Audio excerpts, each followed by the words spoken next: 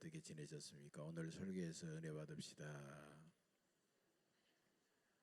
서로에서 나누십시다. 예. 또 많은 분들이 여름 휴가 여행 이것 때문에 또 안 보이시기도 하고, 우리 또 이수호 집사님 참 오늘 이렇게 또 뵙게 돼서 너무너무 반갑습니다. 건강한 모습으로 뵙게 돼서 너무 반갑고 그렇습니다. 우리가 일제 치하에서 해방된 지 벌써 74년이 되었습니다. 36년 동안 우리는 엄청난 고통과 박해를 받았는데, 가해자 일본은 경제 대국이 되어서 아직도 자신의 잘못을 깨닫지 못하고 우리를 힘들게 하고 있고, 피해자인 우리는 오히려 남북이 분단되고 또 수백만 명이 죽는 6.25 전쟁까지 겪었습니다.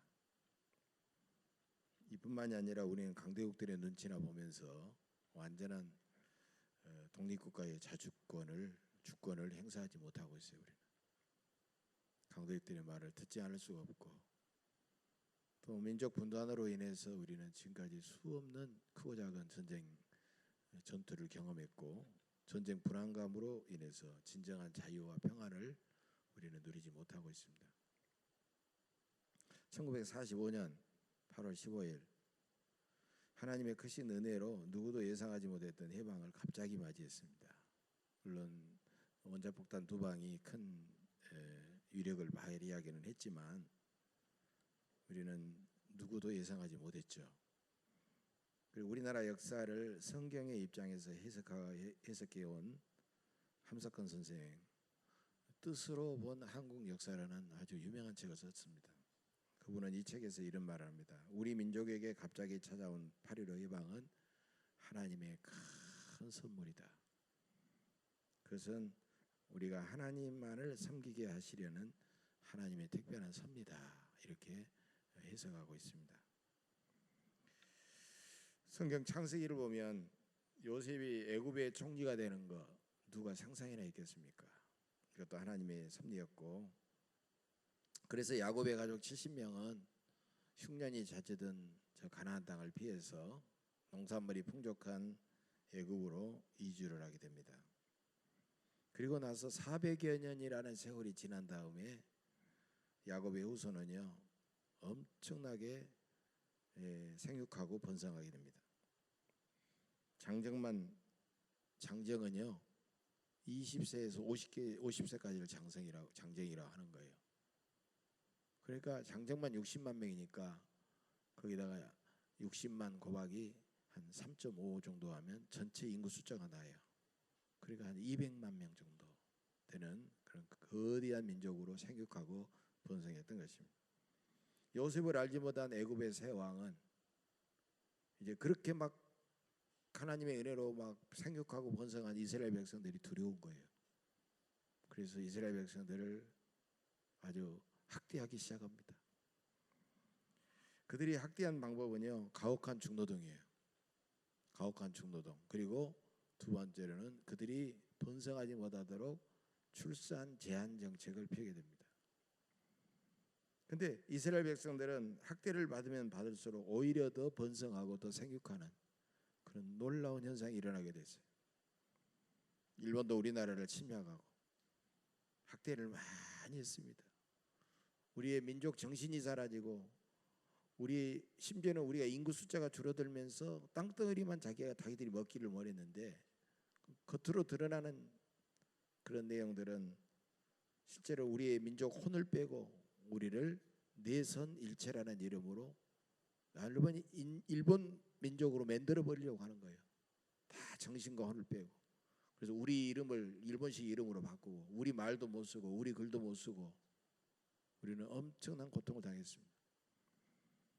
그러니까 우리가 어떤 민족입니까? 우리 국민은 국내에서도 치열하게 싸웠고 독립투쟁을 벌였고, 그리고 중국의 만주의 미국의 유럽의 수많은 사람들이 일본과 치열하게 싸웠고, 3.1 운동에서도 나타난 바와 같이 우리 기독교인들이 앞장서서 수많은 희생을 치르면서 우리는 기도하며 독립을 위해서 싸웠습니다. 오늘 본문 7절을 보면요, 하나님은 이스라엘 백성들의 학대를 보시고 그 부르짖음을 들으시고 마침내 그들을 구원하기로 작정하셨습니다. 바로 이것이 하나님의 해방과 구원의 사건이에요. 해방과 구원이라는 것은 고통과 압제가 있는 곳에 하나님은 그들을 구원하셔서 자유롭게 하시고 해방과 구원의 사건을 일으키는 거예요. 그래서 이것은, 이 해방과 구원은 성경에 보면 가장 먼저 출애굽 사건에서 일어났고, 그 다음에 역사적으로 두 번째로는 저 바벨론에게 끌려가 가지고 70년 동안 종살이 하다가 또 다시 바벨론이 멸망하면서 다시 그들이 고국으로 돌아오는 제2의 출애굽인 바벨론 포로 귀환 사건에서 두 번째 나타나게 된 거예요.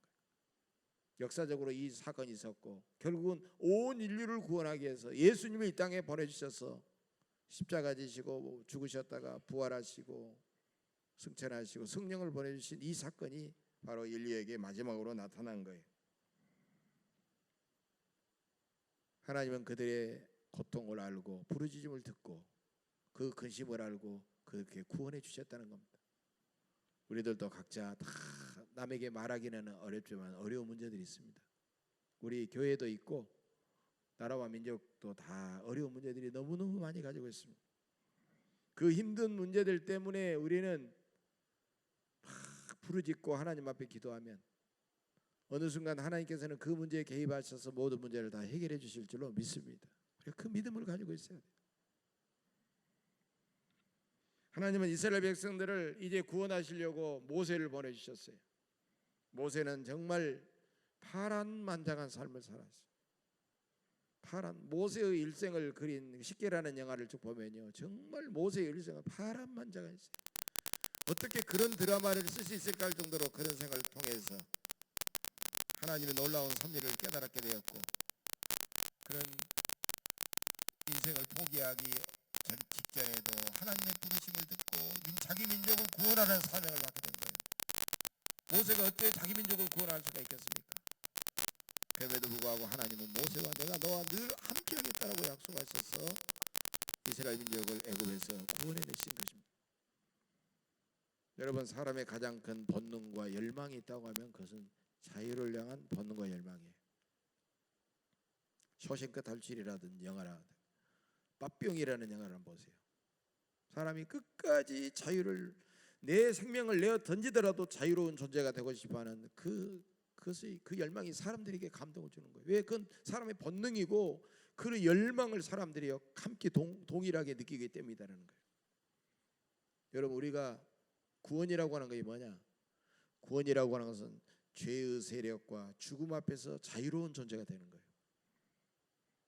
그래서 우리는 죄책감을 느끼면서도 예수님의 보혈로 내가 용서받았다 생각하니까 나는 자유로운 존재가 되는 거예요. 죽음 앞에서 예수님의 부활을 보면서 우리는 자유로운 존재가 되는 거예요. 두려워하지 않는 거예요. 또한 이 땅에 그 완전한 자유를 누리기까지 삶의 모든 영역과 부문에서 우리는 완전한 자유를 누려야 되는 거예요. 이스라엘 백성이 애굽에서 자유를 완전히 빼앗겨 버린 것처럼 우리도 일본에게 완전히 자유를 빼앗겨 버렸습니다. 숨도 제대로 쉬지 못하고 살아가는 어려운 세월들이 있었어요. 74년이 된 8.15 광복절이 오늘날까지 감격스러운 것은 우리가 일본에게 빼앗겼던 주권과 자유를 완전히 되찾았기 때문입니다. 그래서 우리는 이 자유를 누리면서 살아야 된다는 거예요. 자유는요, 외적인 자유가 있고 내적인 자유가 있어요. 외적인 자유는 객관적으로 모든 사람들이 함께 동일하게 느끼는 그런 자유예요. 정치적인 자유, 경제적인 자유, 사회적인 자유, 우리가 느끼는 그런 자유들을 외적인 자유다라고 말할 수 있어요. 내적인 자유는 우리 내면이 느끼는 자유인데 그것은 신앙의 자유, 양심의 자유를 말할 수가 있어요. 여러분, 우리가 하나님을 바르게 섬기는 신앙의 자유를 갖고 또는 우리가 어떤 유혹에도 넘어가지 않는 양심의 자유를 누리며 살아가게 될 때 우리는 온전한 정치적인 자유, 경제적인 자유, 사회적인 자유를 누리면서 살아갈 수 있게 된다는 거예요. 그런데 하나님은 이스라엘 백성들에게 애굽에서 구원해낸 다음에 광야에서 40년 동안 모든 것을 그냥 완전하게 다 내려주신 거예요. 오늘날로 말하면 그냥 풀 코스로 그들을 막 다 챙겨주신 거예요. 반석을 쪼개서 물이 솟아나게 하시고, 아침마다 막 만나를 내려주시고, 맨날 만나를 먹으니까 질려가지고 고기 먹고 싶다니까 메추라기를 막 내려다 주시고, 또 아말렉 족속들이 그들을 쳐들어오니까 모세가 손 들고 기도하니까 아말렉 족속을 다 물리쳐버리고. 그런데 그들은 어땠어요? 그들은 어린아이 같은 신앙을 가졌어요. 조금만 물이 떨어지고 조금만 뭐가 좀 부족하면요 막 입이 나와가지고 하나님을 믿지 못하고 불평하고 원망하고, 심지어는 지도자 모세를 돌로 치려고 하기까지 했다라는 겁니다. 이게 무슨 말입니까? 여러분, 정치적인 자유, 경제적인 자유, 사회적인 자유, 삶의 부족함이 없는 풍요로운 삶을 우리가 자유롭게 누리기 위해서는요, 가장 먼저 우리가 하나님을 믿는 신앙과 양심의 자유를 온전히 누릴 때 그것이 가능하다는 것입니다. 여러분, 진정한 애국은 나라를 위해서 하는 모든 일들이 많이 있어요. 우리가 군대도 가고 뭐 교육도 받고, 그다음에 국방 뭐 국민의 4대 의무가 있잖아요.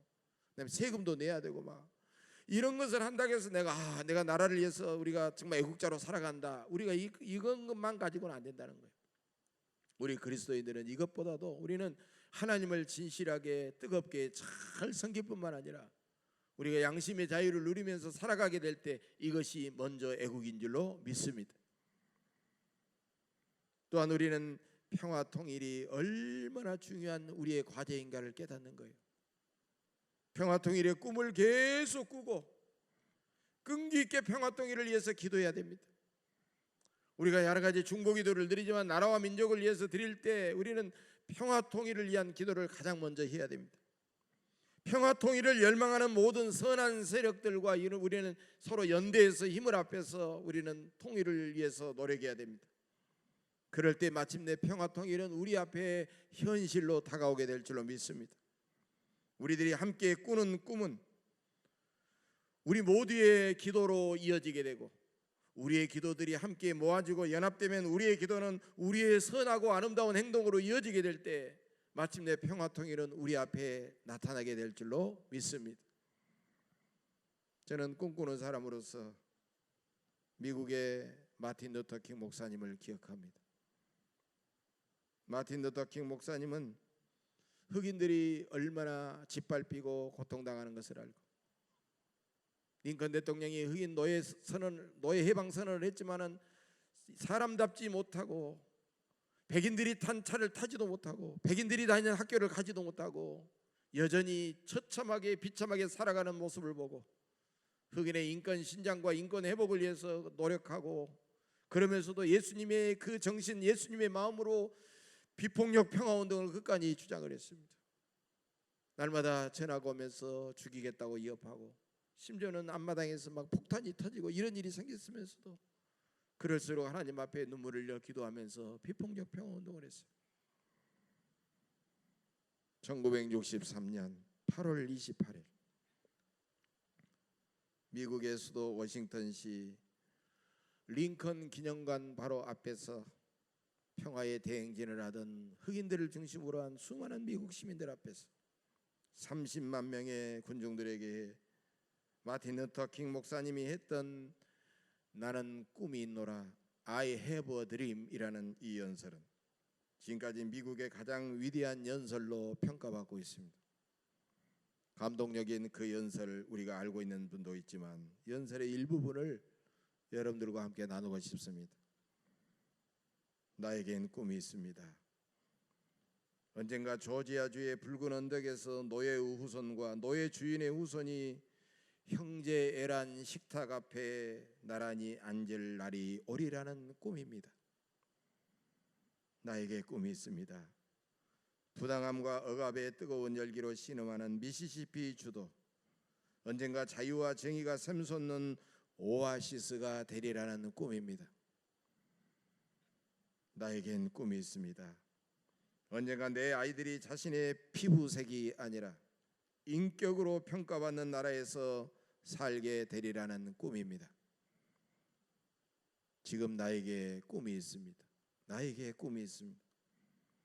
언젠가 모든 골짜기가 솟아오르고 모든 언덕과 산등성이가 낮아지며 고르지 않는 것이 평평해지고 굽어진 곳이 곧게 펴질 것이요 주님의 영광이 나타나 모든 인류가 그 영광을 함께 보리라는 꿈입니다. 미국이 위대한 국가가 되려면 이 성경 구절은 반드시 실현되어야만 합니다. 그렇게 자유가 울려 퍼지게 한다면 촌락과 마을마다 주와 도시마다 우리는 주님의 모든 자녀들이 흑인과 백인이 유대인과 비유대인이 개신교도와 가톨릭 교도들이 손에 손을 잡고 옛 흑인 영가를 부르게 될 날을 앞당길 것입니다. 드디어 자유, 드디어 자유다. 전지전능하신 하나님이시여 감사합니다. 우리는 드디어 자유로워졌나이다. 참으로 아름답고 감동적인 이 연설을 하고 불과 5년 후에 과격한 백인 과격주의자들 단체인 KK단에 의해서 39살의 나이에 암살을 당합니다. 그러나 그 마틴 루터 킹 목사님은 사라졌으나 그분의 꿈은 오늘날 대부분 놀랍게도 이루어지고 있습니다. 흑인들의 인권은 여전히 아직도 개선 날점이 있지만 크게 개선이 되었고 흑인 오바마가 그것도 단임도 아니고 8년 동안이나 재임을 하면서 수많은 사람들에게 깊은 인상에 남는 대통령이 되었습니다.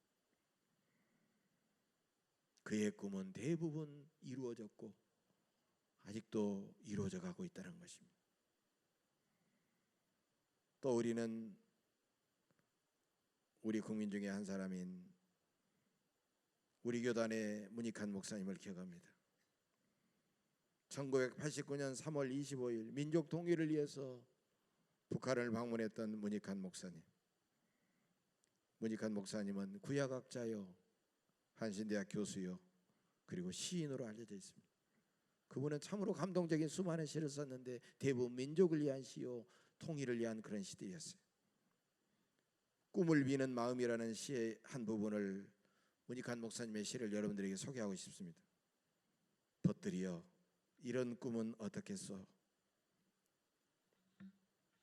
155마일 휴전선을 해 뜨는 동쪽 바다 쪽으로 거슬러 오르다가 푸른 바다가 굽어 보이는 산정에 다다라 국군의 피로 디범벅이 되었던 북녘 땅 한 삽, 공산군의 살이 썩은 남녘 땅 한 삽씩 떠서 합장을 지내는 꿈. 그 무덤은 우리 5천만 계례의 순례지가 되겠지. 그 앞에서 눈물을 글썽이다 보면 사팔뜨기가 된 우리의 눈이 제대로 돌아 산이 산으로, 내가 내로, 하늘이 하늘로, 나무가 나무로, 새가 새로, 짐승이 짐승으로, 사람이 사람으로 제대로 보이는 어처구니 없는 꿈 말이외다. 그도 아니면 이런 꿈은 어떻겠소? 그 무덤 앞에서 샘이 솟아 서해바다로 흐르면서 휴전선 원시림이 압록강 두만강을 넘어 만주로 펼쳐지고 한려수도를 뛰어넘어 제주도까지 뻗어가는 꿈. 그리고 우리 모두 짐승이 되어 산과 대를 뛰노는 꿈, 새가 되어 신나게 하늘을 나는 꿈, 물고기가 되어 펄펄 뛰며 강과 바다를 누비는 어처구니 없는 꿈 말이외다. 우리의 가슴을 실로 울렁이게 하고 우리가 이루어질 장차 통일된 조국의 모습을 머릿속에 미리 바라보면서 우리가 울렁거리는 그런 아름다운 시상을 보여주는 그런 시 아닙니까? 여러분, 이런 명언이 있습니다. 한 사람이 꾸는 꿈은, 한 사람의 꿈은 그 한 사람의 꿈으로 끝나기 쉽지만 그 꿈이 여러 사람이 그 꿈을 함께 꾸면 그 꿈은 드디어 현실이 된다. 이것은 우리가 함께한 꿈, 모아진 꿈의 놀라운 이력을 말해주는 겁니다. 문익환 목사님은 평화통일의 꿈을 날마다 꾸었습니다. 그 꿈을 이루기 위해서 그는 기도했어요. 그리고 마침내 그 꿈을 이루기 위하여 그는 방북을 했고 엄청난 고초를 느꼈습니다. 그는 실로 민족 분단의 십자가를 홀로 지고 갔던 사람입니다. 그런데 놀랍게도 그의 꿈은 여러 사람들의 꿈으로, 여러 사람의 가슴으로 옮겨붙고 여러 사람의 꿈이 됩니다. 그리고 마침내 그 꿈은 점점 현실이 되어가고 있다는 겁니다. 그 불과 11년 만에 2000년에 김대중 대통령과 김정일 위원장이 함께 선언했던 6.15 남북선언이 발표됩니다. 그리고 마침내 7년 만에 노무현 대통령과 남북 정상들이 14 남북선언이 선포됩니다. 그리고 작년 2018년 4월 27일 문재인 대통령과 김정은 위원장이 한반도의 평화와 번영 통일을 위한 판문점 선언을 선언하게 되었습니다. 여기서 우리가 상상할 수 없는 놀라운 일들이 벌어지게 됩니다. 그것은 남북 간의 군사적 긴장 완화와 실질적인 전쟁의 중단 조치를 취하게 되는 겁니다. 서로를 비방하는 그런 고성능 마이크가 사라져버렸고 초소가 사라져버렸고 완전히 모든 것들이 사라져버렸습니다. 민족 통일을 위한 김구 선생의 꿈과 문익환 목사님의 그 꿈은 그들 개인의 꿈이 아니라 수많은 사람들이 가슴에 번져갔고 그 꿈은 계속 이루어졌고 이루어져 가고 있습니다. 여러분, 저에게도 꿈이 있습니다. 복음이 먼저 전해졌던 북한 땅에 다시 복음이 전해져서 평양의 함흥의 신의주에 예배당이 세워지는 꿈입니다. 남과 북이 이념과 체제의 장벽을 훌쩍 넘어 서로 관용하고 화해하는 그런 꿈입니다. 남북간 사이의 군사적인 긴장과 전쟁의 불안이 완전히 사라져버리는 꿈입니다. 남북한 사이의 왕성한 경제교류와 협력을 통하여 공동의 번영을 남북한 주민들이 함께 누리는 그런 꿈입니다. 남한 총각과 북조선의 처녀가 함께 만나서 사랑하고 결혼하는 그런 꿈입니다. 남한 학생들이 백두산으로, 북조선 학생들이 한라산으로 수학여행을 서로 오고 가는 그런 아름다운 꿈입니다. 우리는 최근에 일본의 몰상식한 경제 침략을 보면서 그들의 침략을 보면서 우리는 우리 민족의 평화 통일이 얼마나 중요한 과제인가를 우리에게 가르쳐주고 있는 겁니다. 우리끼리 서로 싸우기 때문에 그들이 우리를 얼마나 우습게 보았으면, 우리들이 서로 갈라져 있기 때문에 얼마나 그들이 우리를 얕잡아 보았으면 말도 안 되는 그런 일을 취한다고 하는 것입니다. 우리 민족의 평화 통일은 우리 민족의 절대 과제요, 우리의 기도의 제목이요, 우리의 선교적인 과제입니다. 평화 통일은 아무리 힘들고 아무리 어려워도 끝까지 신뢰하고 인내하면서 기어코 우리가 이루어야 될 일입니다. 평화 통일은 우리 주변의 강대국들이 어느 날 저절로 갑자기 우리에게 주지는 않습니다. 하늘은 스스로 돕는 자를 돕는다는 말처럼 남북이 서로 만나서 우리가 민족의 문제를 놓고 서로 대화하고 서로 신뢰하고 서로 협력하고 서로 사랑할 때 하나님은 그런 모습들을 보고 우리에게 평화 통일을 선물로 주실 줄로 믿습니다. 지금도 식량난과 질병으로 고통받는 북한 동포들을 우리가 긍휼히 여기면서 우리가 가진 것을 그들에게 나눠주고 사랑해야 됩니다. 평화 통일의 길은 결코 쉬운 길이 아닙니다. 우리는 평화 통일을 위해서 함께 꿈을 꾸고 평화 통일을 위해서 하나님을 바라보며 믿음으로 끈질기게 기도하고 서로 적극적으로 선한 세력들이 서로 연대하면서 힘차게 우리가 나가야 됩니다. 사랑하는 교회 여러분, 우리 민족의 출애굽은 무엇입니까? 우리 민족의 출애굽은 남북의 화해와 평화 통일입니다. 우리 민족의 진정한 광복절은 74년 전의 광복절이 아니라 평화 통일이 되는 그날 드디어 완성될 것입니다. 바로 나부터, 내 주변에서부터 분열과 갈등을 극복하고 용서와 화해와 사랑을 우리는 실천해 가야 됩니다. 하나님의 크신 은혜와 평강이 우리 민족 위에 충만하시기를 주의 이름으로 간절히 축복합니다. 저는 이 시간 영상으로 띄워주시기 바랍니다. 2019년 금년 8.15 평화통일 남북 공동 기도문을 여러분과 함께 드리고자 합니다. 이 기도문은요, 2004년부터 매년 나왔던 기도문입니다. 그 내용을 상황에 따라서 약간씩 달리하면서 나왔는데 금년 기도문을 읽어보니까 너무 감동적이에요. 제가 혼자 드리기가 아까울 정도로 감동적이어서 여러분과 함께 한 목소리로 드리려고 합니다. 이 기도문은 한국기독교교회협의회 KNCC와 북한의 조선 그리스도교 연맹이 함께 만나서 서로 의논하고 그래서 작성된 기도문입니다. 남북한 지도자들이 함께 만나서 작성된 기도문입니다. 이 기도문 안에 가로가 나오는데 가로는 북한 쪽에서 그들이 읽을 가로입니까? 그것은 안 읽어도 됩니다. 우리 가로 내용은 읽지 말고 우리가 함께 우리가 읽으면서 하나님 앞에 기도를 드리도록 하겠습니다. 함께 드리겠습니다. 주님, 우리는 하나였습니다.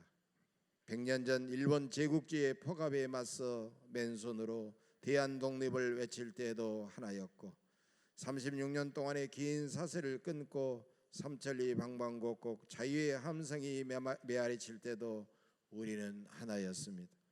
우리는 5,000년 동안이나 하나였습니다. 주여, 우리를 하나로 인도하신 그 은총에 감사드립니다. 주님, 우리는 강제로 나뉘었습니다. 그토록 분단의 장벽을 세우지 않고 자유롭게 오가는 세상을 만들기에 애썼지만 일제로부터의 해방이라는 감격 속에는 분단이라는 커다란 상처가 자리 잡고 있었습니다. 우리는 서로 단절하지 않으려 했습니다. 그러나 주변의 강대국들은 자국의 이익을 쫓아 우리의 염원을 외면했습니다. 광복의 은총이 곧 역사의 아픔이 되었습니다. 주여, 다시 하나가 되려고 하는 우리의 기도를 들어주소서. 주님, 우리는 간구합니다. 이 땅에서 다시는 전쟁의 시도조차도 일어나지 않게 하시고 어떤 외세도 무너뜨릴 수 없는 강고한 평화 체제를 우리 손으로 만들게 하소서. 강한 나라들이 우리 땅에서 자기 이익을 챙기느라 우리의 평화와 안전에는 무관심하다 해도 우리끼리 마음과 뜻과 힘을 모아 정진하면 어떤 세력도 평화를 향한 우리의 자주 행진을 막아설 수 없습니다. 우리의 운명은 우리가 스스로 개척해 가는 것임을 되새기게 하소서. 주여, 우리가 하나 되게 하소서. 주님, 남과 북이 서로에게 기대어 살기를 원합니다. 남이 부족하면 북에서 주고 북이 부족하면 남에서 주면서 서로 돕고 살기를 원합니다. 남과 북 모두가 행복하고 풍요로운 세상을 건설하기 원합니다. 치열한 세계 경쟁 구도에서 남북이 서로 돕는 것만이 살 길이요 미래의 안정과 풍요를 약속하는 상생의 지혜임을 믿습니다. 이 지혜로 너무 오랫동안 닫혀있는 개선공단을 다시 열게 하시고 금강산의 절경들을 더 이상 묵히지 않고 다시 찾아볼 수 있게 하소서. 우리끼리 해야 하고 할 수 있는 일에 남의 눈치 보느라 실현 못하는 어리석음에 빠지지 않게 하시고 남북의 공존 공영회를 위해 과감히 실행하는 용기를 주소서. 주님, 사랑하는 그리스도인들이 세계 곳곳에서 한반도의 평화와 행복을 위해 드리는 기도를 받아 주옵소서. 남북의 민이 서로 웃으며 만나고 외세의 간섭을 근본적으로 청산하여 온전한 평화를 이루게 하소서. 남과 북이 우리 자신의 의사에 따라 나누는 것이 평화입니다. 주여, 우리에게 평화를 내려 주소서. 평화의 주님이 주시는 은총을 어떤 세력도 감히 막아서지 못하게 하소서. 우리가 어떤 이유로도 회피하거나 미루지 않게 하소서. 지금 당장 사랑할 수 있는 믿음을 주소서. 전 세계 그리스도인들의 뜨거운 기도가 우리 마음속에 그리고 삼천리 반도 금수강산 구석구석에 희망의 꽃으로 피어나게 하소서. 주님, 백두에서 한라를 지나는 오늘의 이 기도가 전 세계에 울려 퍼져 지나는 길목마다 남과 북 그리스도인들의 숨결이 평화와 통일의 기운으로 되살아나게 하소서. 평화의 주 예수 그리스도 이름으로 기도드립니다. 아멘. 다 함께